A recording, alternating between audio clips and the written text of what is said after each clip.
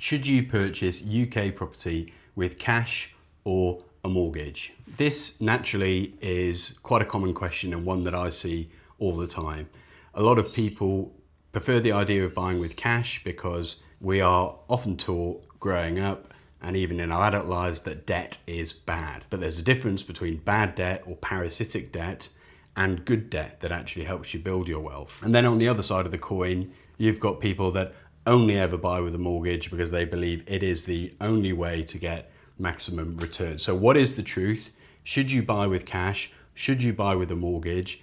And more appropriately, what is the best strategy for you personally? This video then is broken down into a few sections. First of all, we're going to look at the pros and cons of each approach, i.e. what situation a cash purchase might work for and what situation a mortgage purchase might work for.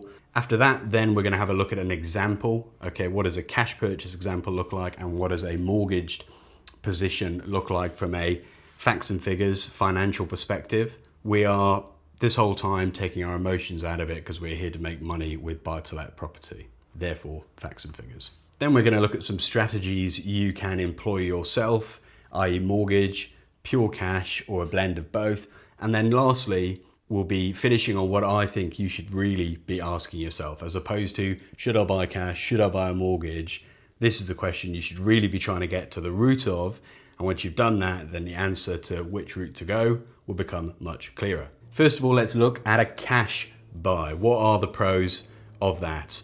Obviously, you've got no interest rate exposure. So if interest rates go up as they are looking like they are doing, or as they are doing at the moment, if there is another war or another unforeseen event, clue there will be because there always are, then you're not going to be exposed to the fact that interest rates are going up. And yes, you can mitigate that by getting a fixed rate, but you're still at the mercy of what the rate is at the time when you get and lock in that mortgage rate. When it comes to purchasing, point number two, you're often in a stronger purchasing position because you can say, look, I've got cash, I'm ready to go. I don't need to wait for a mortgage. I don't need to wait for a chain. Let's do a deal now. Give me a discount and I can send you the cash tomorrow. Thirdly, it's very, very simple. You buy something with cash and it's job done, it's purchased. It's very crystal clear how much it costs, what you're going to be making each month after costs. And some people just prefer that simplicity, i.e. I'm putting £200,000 into a property here. I'm going to get £12,000 per annum back. That's a 6% yield. I'm happy with that. And they view it much the same way they would a stock or share, an annual return, not leveraged, i.e. not with a mortgage. Okay, what are some of the cons of that then? Obviously your capital is tied up. You know, people say property is an illiquid asset. It is in the sense that you can't just sell it like you can a stock or share, but it's not in the sense that it's locked up for a fixed term.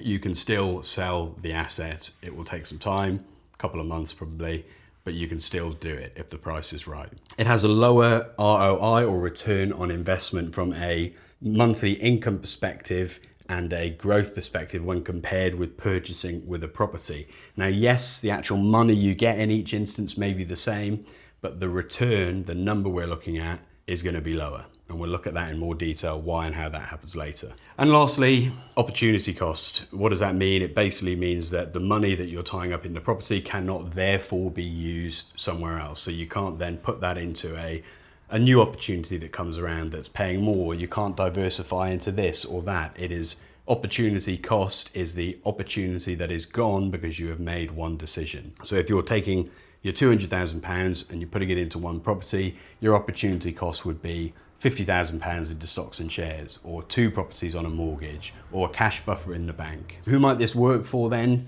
And we'll do a bit more on this later, but I think people that just want absolute simplicity, that are not bothered about the ultimate return on their money. And who might that be, in my opinion, as you are approaching wanting to generate pure income from your properties?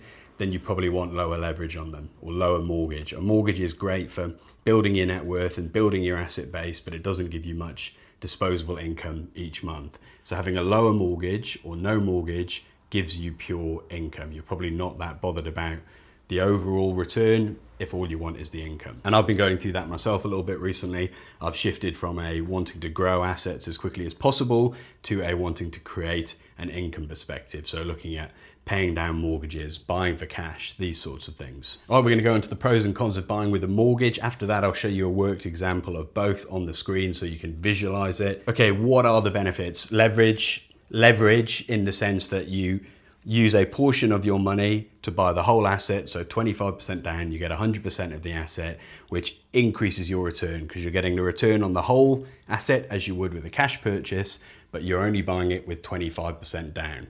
So it's a quarter of the amount of money down. This in turn gives you a much higher return, because if you imagine in the other example, we said a 6% yield or £12,000 per annum. If you've only put £50,000 down, then that's actually a 24% return as opposed to a 6% return. So the pure return is much higher, even though the income and the numbers are the same, if that makes sense. If it doesn't make sense and you'd like more information, then drop a comment below, or over here somewhere, fill in your details in the link down below to get a copy of our book where all of that is explained in more detail. Two last points, which I really like. The third point is it allows you to scale much faster. So you take your 200,000, instead of one, you can buy 2 or 3 properties. You can grow your net worth much quicker. And lastly, it's a hedge against inflation. Now, why is that? Well, if on your £200,000 property, you've got a £150,000 mortgage, that mortgage doesn't change, but the value and the purchasing power of it does. So if you've got inflation running at 3% per annum, then that is eroding the real value of that mortgage by 3% per annum. And a real simple way to think of this is a friend of mine bought a property, an older friend, right? You can have them.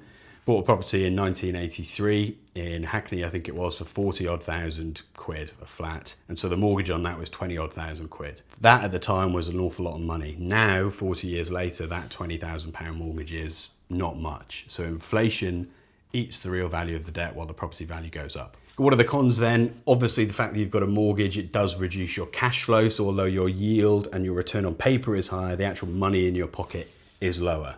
Exposure to interest rates. Yes, if you're buying more, you might have to lock in a higher interest rate, or if you're on a variable rate, then your monthly mortgage payments will go up and down with the interest rate. And lastly, again, and it's something worth considering, is more complexity. You've got to manage mortgages, you've got to make sure you've got cash in the bank, you've got to renew them every 2 or 5 years, look for new deals. So there is more complexity to it. Who is this good for then? In my opinion, people that don't mind a bit more work to do, people that have a longer time horizon. If you are not concerned about income and you're just concerned about building and growing your wealth, then 100% a mortgage is the way to go. And if you want to scale quickly, then again, the mortgage is the way to go. So let's have a little look at a comparison here between a mortgage purchase and a cash purchase to see what that actually looks like from a facts and figures and numbers perspective.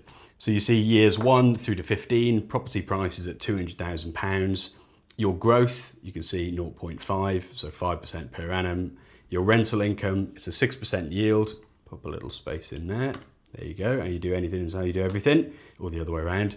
That's £12,000 per annum. And then growth in property prices at 5%. This is the actual growth you're getting. So if you've purchased this with cash and it's stripped back, obviously we've taken out costs for the simplicity of this. Again, if you'd like more information on costs, reach out, grab a copy of the book. So you put down £200,000. Your rental income is 6% or £12,000, and that is the actual return. But conversely, it's a lower return than it would be with a mortgage, but you're also getting that full £12,000 in your pocket, obviously after your management fees, etc. But there's no mortgage cost, which is the biggest cost. So really what you see here is what you get. Simple as that. Again, if properties go up at 5% per annum, you see here, £10,000, £10,500, 11,000 odd.